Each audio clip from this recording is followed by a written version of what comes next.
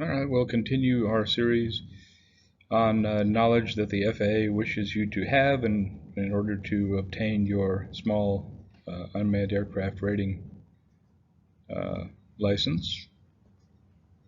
And maintenance inspection procedure, there's a number of questions that they want to be assured that the potential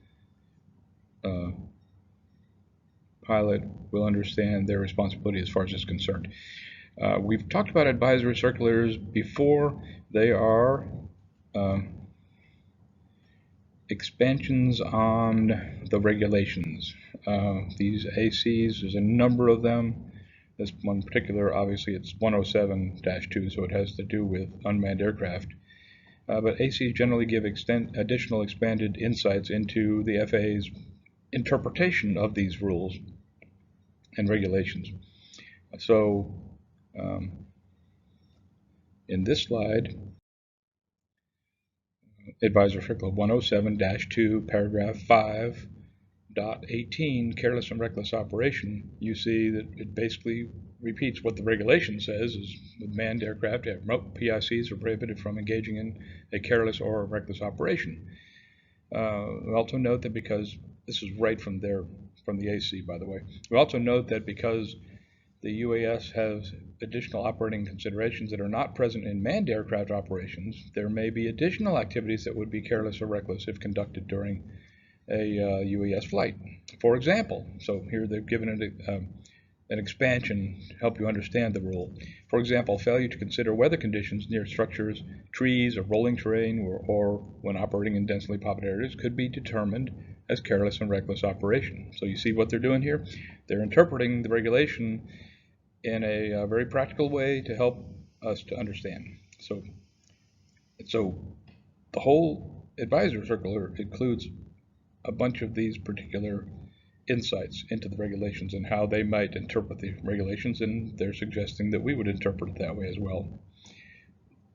That's not our topic, careless or reckless operation, but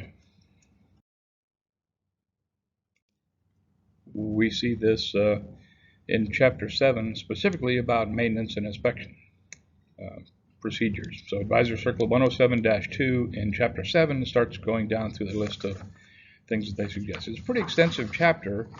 I have to condense it because I don't want about a 2-hour video here. Okay, we don't want to sit through that. But as I condense it, I'm not relieving you of responsibility to look at Advisor Circular 107-2. Read it through before you go take the test. It's got some insights. They mention two kinds of maintenance. There's scheduled maintenance and unscheduled maintenance. Now, the manufacturer may provide regular inspections and aircraft component limits. Sure, you hope that they would, but right now in the industry, that's not what they're doing for most of the small UAVs that we operate. Eventually, there will be, as we develop larger, and you develop skills also in your career, you'll be flying larger aircraft, and the manufacturers will begin to develop ways of logging operating times or giving you specific requirements for keeping track of the lifespans of components or whatever. I mean, how many hours are these electric motors good for? Well, in manned aircraft, and most aircraft, you have certain periods of time where after a certain period of time you have to send it in to have it inspected or at least perform some kind of maintenance. Most UAVs now, we don't have anything like that. But we can expect, though, as the industry matures, that there will be those kind of issues coming up. So eventually there'll be scheduled maintenance procedures for your UAV, but right now it's all basically up to you, and we'll talk about that in a moment. The other kind is unscheduled maintenance, and that's simply those kind of things that need regular inspections and that may from time to time include replacement. So unscheduled maintenance is what you look at a component in your pre-flight, you find a problem with it, and then you replace it. Propellers. We know that there's no set limit to how long we can fly with a set of propellers, but that's just the nature of the plastic and the environment that we operate in. The propellers are going to wear. There's going to be some wear eventually, and of course, if you have a prop strike, there's going to be issues there as well. So, and of course, batteries, the same issue with batteries as well. They're going to deteriorate with time. Again, Typical UAS manufacturers do not provide specific maintenance and inspection requirements. However, like I said, as the FAA continues to develop regulation, they're going to continue to develop regulations that allow for commercial delivery applications. So we're going to have to fly beyond line of sight eventually, fly over people eventually. You can be sure that they're going to increase the regulations and make more rules requiring us to have regular maintenance and inspections, and even eventually airworthiness requirements. So those things are going to increase. Just a reminder, the pilots must be lifelong learners. Your education doesn't simply stop when you get your certificate, remote pilot certificate. You've got to continue to study because regulations are going to change. It's just the nature of the business, nature of aviation in general. So there's going to be recurrent requirements. Right now, every 24 months, right, you have to go through a recurrent training course to maintain your privileges to fly commercially, fly a drone commercially. That's pretty lame. 2 years, a lot can happen in 2 years, and a lot is going to happen in 2 years. So a lot of this is put on you to be responsible. Then, of course, there's the topic of pre-flight inspection. Before each flight, the FAA is very specific in the Advisor Circular 107-2. It says this: before each flight, the remote PIC must inspect the UAS to ensure that it is in condition for safe operation, such as inspecting for equipment damage or malfunctions. The pre-flight inspection should be conducted in accordance with the UAS manufacturer's inspection procedure when available, usually found in the manufacturer's owner or maintenance manual, and/or an inspection procedure developed by the UAS owner or operator. This is what probably most of us are doing right now, because the manufacturer doesn't really give us anything. Typical manufacturers don't provide those guidelines. So the FAA suggests that in cases like this, as an option, they're making it an option that the owner or operator create their own inspection program or checklist. Now, of course, our school has done that. We've developed a fairly concise pre-flight inspection checklist that we've been using with our own drones, of course. Checking the aircraft structure and the integrity of the structure. Are there stress marks and cracks in the structure? Checking the propeller condition and make sure it's attached properly. Battery condition and adequate charge. They're not swelling. They're not hot or unusually hot or leaking. And making sure it has enough charge for your whatever operation you're about to do. Checking the control station as well, and making sure it has adequate charge. Control station connections like GPS, all those things have to be checked before you would launch off, right? If you're going to use GPS. If you're flying indoors, we've talked about it before, we may not want to use GPS. Then, of course, that hover check that we do. Hover up to certain height off the ground and check the yaw and the pitch and the roll, make sure all the functions operate properly. But don't forget, of course, that's just the pre-flight inspection, maintenance kind of issues. We still have other pre-flight actions, such as checking the weather, checking the airspace, checking that you're not flying over non-participants, obstacles, and hazard awareness, that kind of thing. All of those things still have to be done. We're specifically talking now about maintenance and inspection.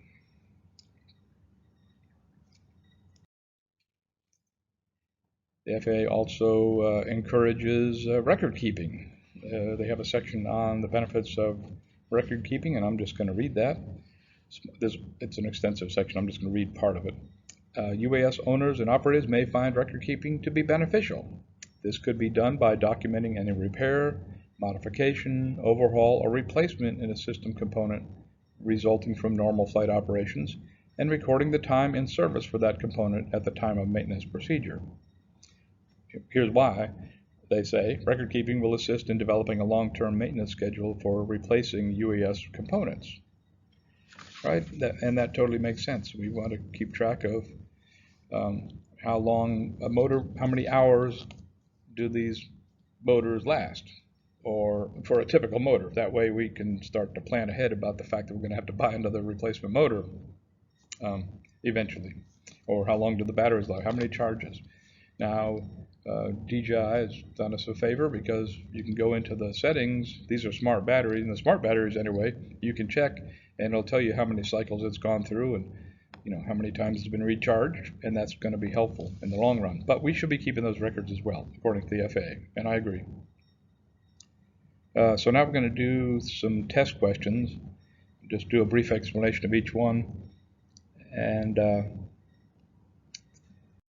here's the first one here. During pre-flight inspection, who's responsible? This is pretty easy, right? It's you. The remote PIC, pilot in command, is responsible for everything for the safe operation. Not the owner-operator, not the certified mechanic who performed the annual inspection, because we don't have annual inspections yet. Here's another one. How often is remote PIC required to inspect? To ensure that it is in a condition for safe operation. Before each flight. Absolutely, before each flight. Part of your pre-flight inspection. It doesn't have to be a long, extensive inspection. You're not getting the magnifying glass out and checking for stress marks in each little part. But you know what's been happening with your, the first flight of the day, you probably do want to be pretty extensive inspection. But after that, unless you've hit something, you pretty much are sure that it just needs to have a glance over the check to make sure the drone's still in condition for a safe operation. You fly 20 minutes, you land, want to go flying again. One of the things you might be checking is there enough battery charge to complete that next segment of the mission, for example. During pre-flight inspection, you discover that the casing of your battery has expanded beyond its normal limits. What action should you take? Well, you could throw it away. You could take the risk and use it as long as it still holds a charge, or this is going to be the answer, of course. Follow the manufacturer's guidance. The FAA always going to go back to that. Preparing your UAS for flight, you notice that one of the propeller blades has a nick. What action should you take? You'll notice there's one of these answers, consult manufacturer guidelines. It's a safe bet, and in fact that is the correct answer. Remove and replace propeller, consult manufacturer guidance for repair, if any. There probably is not going to be any guidance for propeller repair, so the only safe thing to do is to replace it.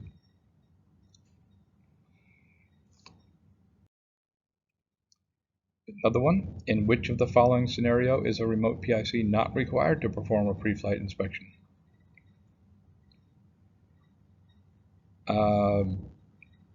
The first one, if subsequent flight occurs immediately following a flight before which an inspection was made. No, nope. It's pre-flight only required for the first flight of the day. No. Pre-flight inspections are required before each flight. Again, and it continues, thus there are no scenario that precludes such an inspection. Again, it doesn't have to be a super extensive inspection because you know what just happened to your drone. But it does require a pre-flight inspection before each flight.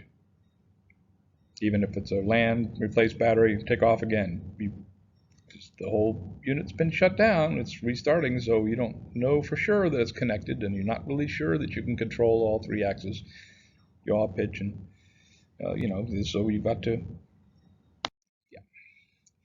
When should the battery for a UAS aircraft be replaced? And now we have two questions that refer to the manufacturer recommendations, okay, or guidelines. In this case, whichever is more restrictive is generally going to be the answer to the question. In fact, it is. It's the second answer is preferred per the guidelines of the UAS manufacturer or the battery manufacturer, whichever is more restrictive.